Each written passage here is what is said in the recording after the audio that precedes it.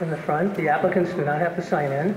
But these meetings are going very long lately, and I know a lot of people have a lot of opinions about things, but at this point, particularly for this particular item, we want to pretty much restrict ourselves to the facts as they pertain to the item for tonight.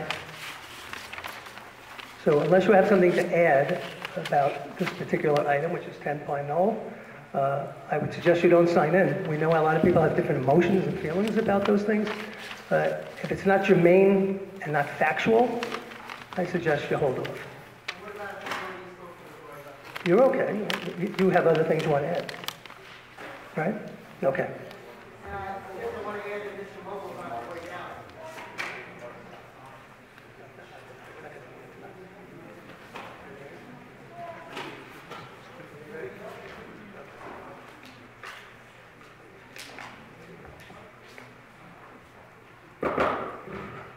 Ladies and gentlemen, welcome. This is the March 19th of the Chestnut Ridge Zoning Board of Appeals. I'd like to thank everybody for coming. We have a continuation tonight on 10 Pine Knoll Court. We also have some minutes to review and go over. We'll do that at the end of the meeting. And also a resolution for 3 Spring Hill Terrace. Mr. Mogul, thank you. How you doing? We'll give you a chance to get settled. Thank you. We're giving you a lot of room.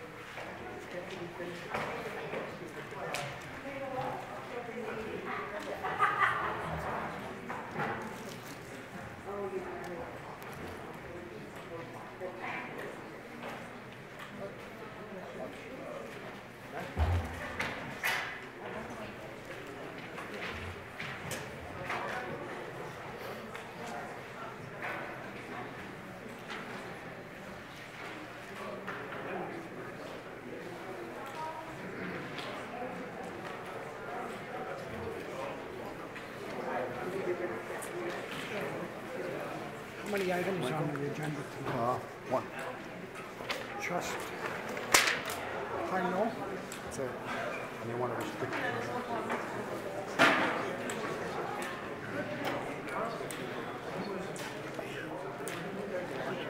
Nah, I'm good.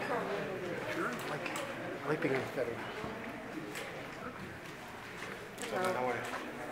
Sorry.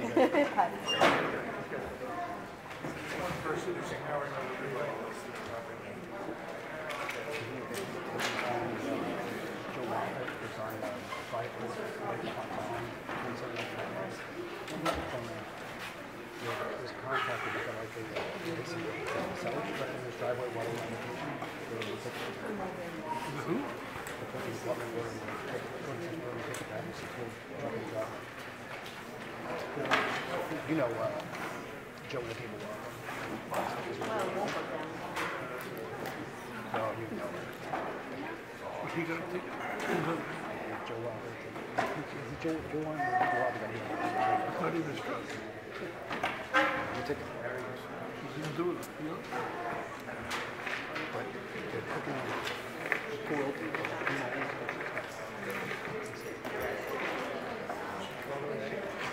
Mr. Mogul, are you set? Yes. Okay. The attorney for the applicants, Mr. Mogul, will begin. If you want to add anything? We need to hold the mic over here, or You can. stay here. If you don't mind, you going back. I'll just make a very brief statement, and we can continue with the members of the public. Are you more comfortable back there?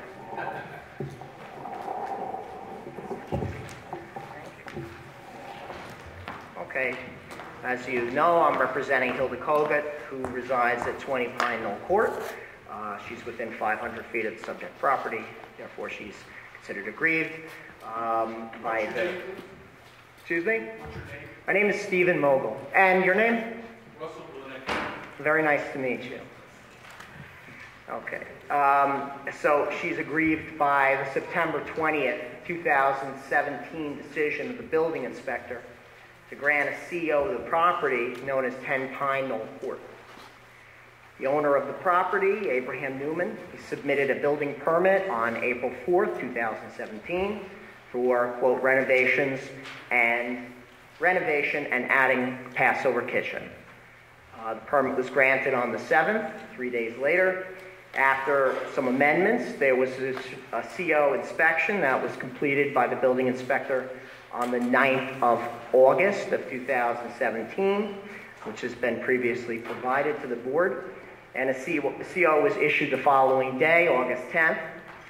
There was a complaint made and another inspection was made by the CEO, the code enforcement officer, on the 16th of August. And on that day, the CEO indicated that, quote, it revealed drawings submitted to the building department are not accurate depictions of the interior floor plans, among other items. The building inspector spoke to the owner the next day. There was correspondence on the 23rd of August from the building inspector in which he concluded, quote, the cumulative result of these unapproved changes is to convert a one-family residence into a two-family residence. Which of course is not permitted in an R35 zone. That was also submitted as part of the appeal. On the 30th of August, this appeal was filed. Okay. At this point, I'm giving this general background. I'll open it back up to individuals on the floor unless I'm given the opportunity to raise questions to the building inspector, in which case I would like to do so. First of all, you left out two important dates, I think, in your summary of the testimony, as you recall it. The first important date being that the appellant testified that on August 10th, she physically observed the building inspector at the premises. That's correct. And also gave extensive testimony. I think the word that was used was that the premises were deconstructed over the weekend that followed, August 9th being a Wednesday, August 10th being a Thursday, and the quote-unquote deconstruction of the premises took place over the weekend. That was the word that was used. Secondly, I think you'd probably have to ask that individual to clarify what they said. well, that's what at was that said, point. so, okay. Well, I guess my question, I want to start off by asking a question about the status of this hearing. Is this an adversarial hearing? No, it's not an adversarial hearing, but you're standing up to continuing public hearing, excuse me, and you summarized what you believe the testimony to be, and you are an advocate for your client, but the board is entitled to know that there was other testimony given, not just your version of the events. Mr. Sebastian, these individuals were present when that testimony was given. Don't you think they know what additional information was given? Would you like me to repeat everything I said at the last hearing? I'm not sure why you repeated anything, sir, but let me finish. Mr. Sebastian, pardon me. No, pardon me. Is it your job to act as an advocate for this applicant? Is it your job to defend the person the homeowner who put in this application and defend the decision of the building inspector? Or is your job, as law would dictate, is to provide good legal advice to your board? Or is it to act as an advocate? Because that seems to be what's going on here. You're acting as an advocate for an applicant. Number one. Number two, my job is to try to see that the board and the public and everybody gets a fair representation of what happened. Your job, what you get paid for, is to be an advocate for your client, and you're doing a very fine job. But the second question that you asked was, what is the status of this application? At the last meeting, there was a public hearing. The public hearing was held open. You consented to the public hearing being held open till today, because the Zoning Board of Appeals said that they would like to ask questions of the building inspector. And I believe that's why the building inspector is here tonight. So I think that's part of what's going to happen tonight. It is a continuing public hearing. The public has a right to speak at the public hearing. So, I don't know if you have anything to add, but I think that the Zoning Board of Appeals intends to ask questions of the building inspector, because that was what was stated at the last meeting. And will I be permitted to ask questions of the building inspector as well? I don't think that that's part of the process of a zoning board hearing. I mean, it's not an adversarial proceeding for you to cross-examine witnesses, sir. I didn't indicate, well, actually, if you look at the law, hearings do include cross-examination witnesses. You take sworn testimony here. So if you're taking sworn testimony and you don't allow me to ask any questions, now I didn't, if you're going to tell me, if the chairman, by the way, is going to tell me that the parameters of my questions are limited and that I'm not to go off into various angles, then I'd be more than happy to abide by any reasonable instructions. But to say that I cannot speak on behalf of my clients, what you're doing is you're putting me in a position where they have, you know, I can't effectively represent them. Mr. Mogul, I mean, obviously you can take any appeal from any decision that this board makes, but if they ask me my legal advice whether you should be permitted to cross-examine the building inspector, I'm going to tell them I don't believe so. And further, I don't think that the chairman of a zoning board, who's not an attorney, is in a position to assess your questions and see whether you're being fair, leading, or otherwise. They want information from the building inspector, factual information. They're entitled to get it. They're entitled to get it. So let them get their information from the building inspector, and then the public hearing can continue. Can I interrupt for a second, yes, please? of course. Okay.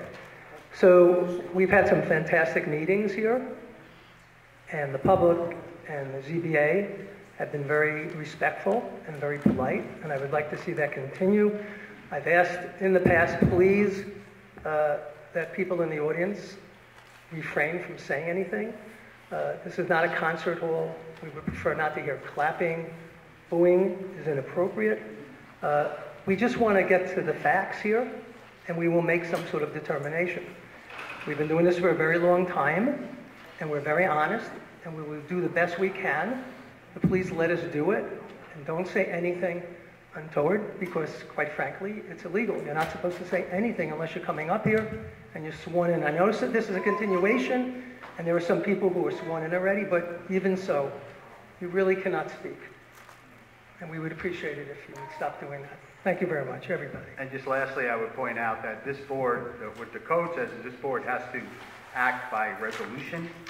So obviously they can't write a resolution sitting up at the table tonight.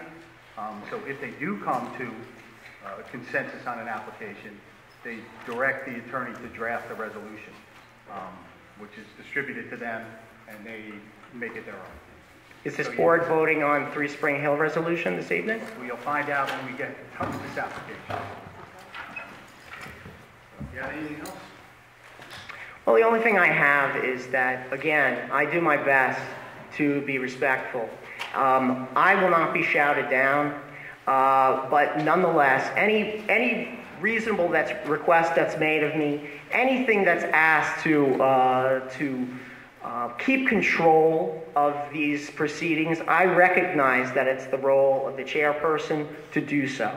And I will abide by that. My objections will be noted if I believe you're incorrect. But what I will not have is I will not be preached to, I will not be shouted down, and I will not have anybody that I represent be maligned in any fashion. So those are my parameters, and I'd be more than willing to respect yours. Thank you, Mr. Vogel. Okay, so we do have our building inspector today, and we're going to be asking some questions about what happened at 10 Pine Knoll, specifically with the certificate of occupancy that was granted. I think I could pass the...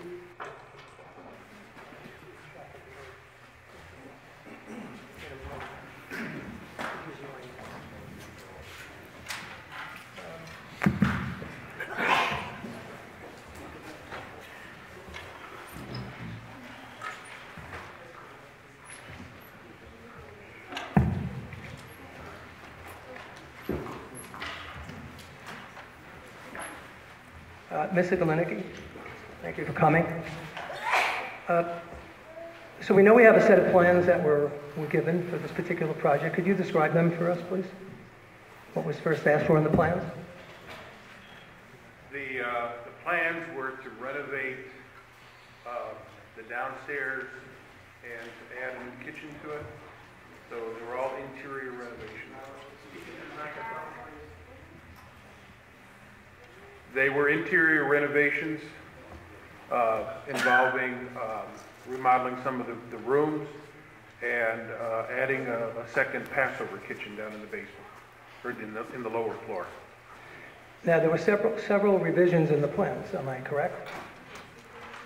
So I have 3 sets. The exact number, I don't remember offhand. I mean, there were some changes. There's always changes.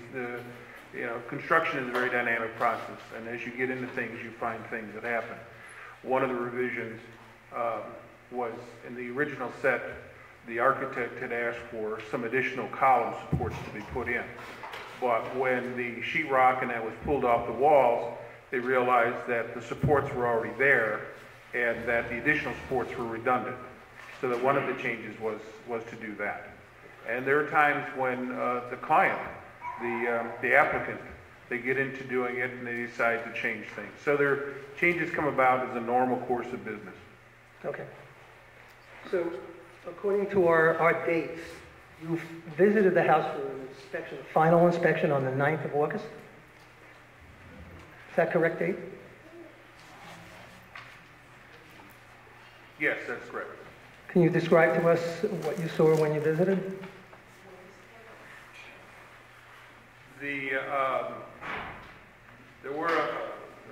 I inspected the house, I went in and I go through the rooms and I look for completion. I put myself in the place of the homeowner because I work for the homeowner, not the contractor. So if the homeowner's there, I will ask them, especially the lady of the house, are you happy with what's been done here? Is there anything that's missing? So I look at safety. I look at it from the point of view of safety because to get to the point of the final, we've already had licensed electricians, licensed plumbers. There's been several inspections or things that go on in between, depending on the nature of the work.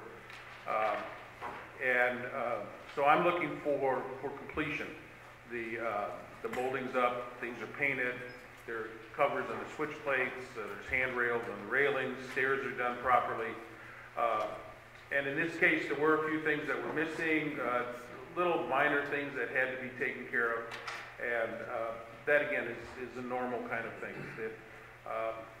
This house always had a dwelling unit in it. So when they bought the house, they had a CO that they could live in the house. So these are just remodelings that were being done to the downstairs.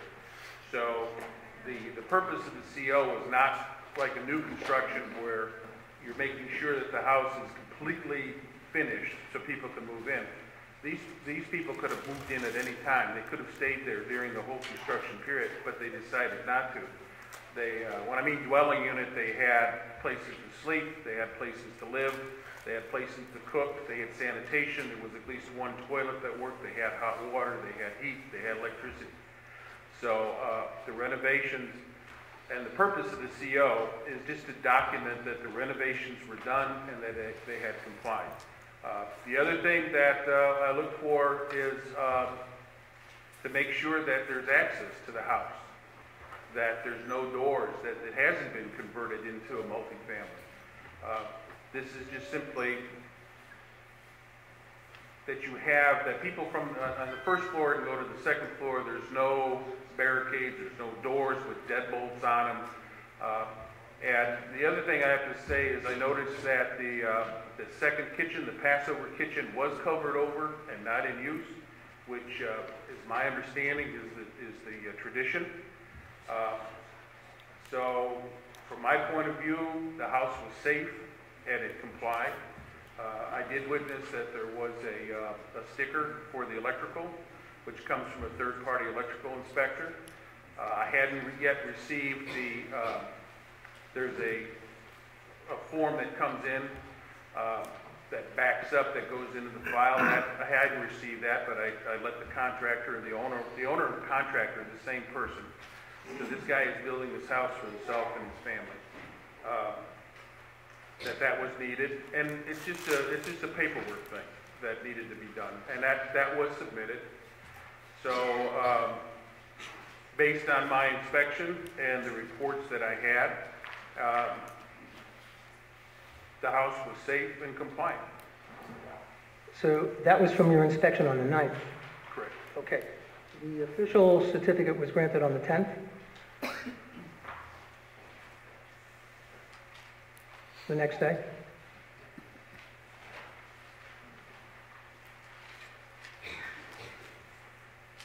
That's correct. Okay, so we heard some testimony that said that you were back there on the 10th. Did you revisit the site the next day?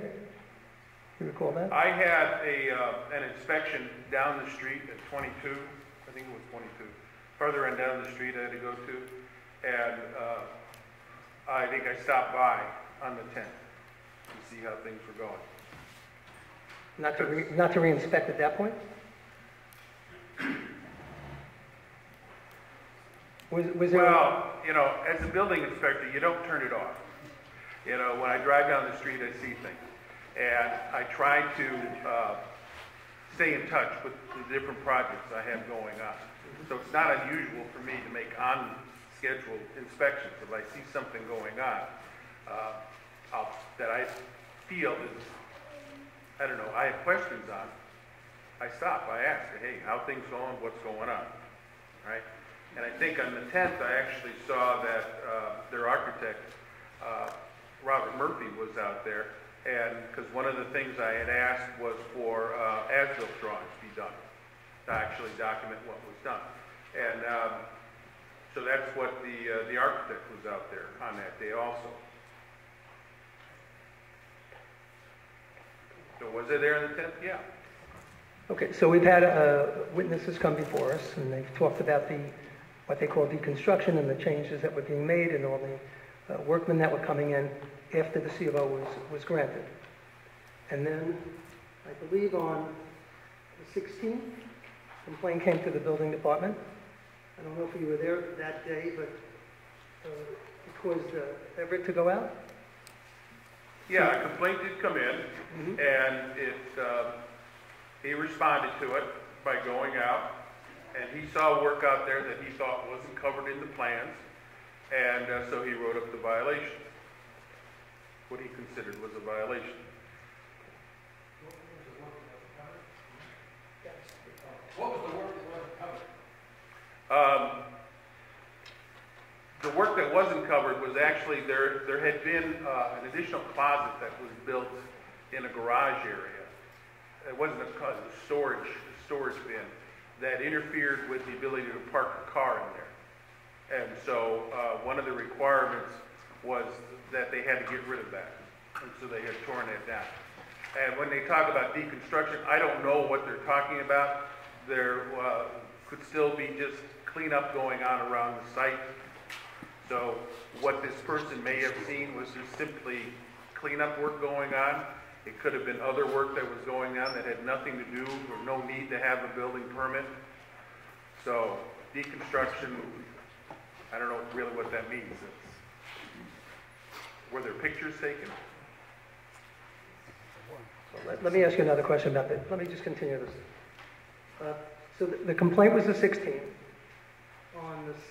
Did you at any time before you sent the letter to the Newman family contact them in any way via email or phone messages of any kind? I talked on the phone with Abram Newman on the 17th at 9:35 in the morning.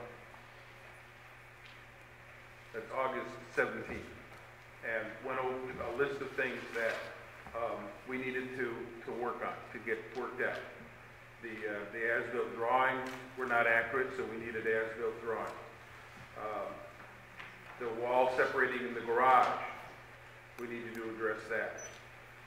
Also, I stressed again that this was a one-family residence, and that at some point I may be asking him to sign an affidavit attesting to that. And sometimes, and this is why, because of the violation that the code enforcement officer, I issued the notice to revoke within 30 days. I also needed the letter from the architect explaining why the removal of the basement footings and columns was done. And again, that was because there was redundancy. And another thing we've started doing is getting accurate costs. When you apply for a building permit, you put an estimated cost of what the construction is. And when you get to the end of the job, we ask for an affidavit of actual cost so that if there's any difference, that the permit fee is based on the actual construction cost and not the estimate. There was also some questions about the door, the garage door that had been removed. The ramp that goes into it was loose and needed to be screwed down. So we talked about the ramp into the garage. And that he basically had 30 days to accomplish this. In addition, that I still needed the third-party electrical inspection hadn't been submitted yet. And that was just the form. So that was my conversation I had with the homeowner and who's also the contractor on. So you followed the conversation up with a letter. Right. We have the letter here. It's dated the 23rd of August. There are 8 items that you mentioned in the letter that you wanted addressed, including some of the ones you just mentioned. There's a wall separating the garage, which you write in the letter must be removed. Are you allowed to have a wall? And what wall are we talking about specifically? Well, there is a wall separating there's a 2-car garage, and there was a wall put in between the two. And at the time that You're talking about the middle of the garage? Right. Just separating the cars? Separating the left half from the right half. Okay. You could still put cars on either side. So it's like, instead of having one big 2-car garage with 2 doors, you had 2 individual garage doors. Now, when I told them it had to be removed, it was because it wasn't on the original drawings. When I checked the code to see if there was any code restrictions for it, there really wasn't any code restriction that says you couldn't put that wall there. It didn't get in the way of them using that space for interior off-street parking. So sometimes we see things and then I check things and it's a lot of give and take. So the main objection, number 1, was it wasn't on the plan. Number 2, you thought at first it wasn't on the plan, it wasn't part of the as-built, and then, or it wasn't in it, and it eventually got put onto the original, the as-built. Okay. So the final drawings, the as-built show what's actually there. Okay. So you have the final plans, because we haven't seen those. Those are the as-built? I don't think we've seen that, because of the plans that I've received, the last one I have was originally submitted on August 7th, and then resubmitted on October 24th, 2017. I don't see a wall there at all. And I don't know if that's what you mean by the as-built. The wall is not a code problem. Okay. But again, it wasn't in the plan, so it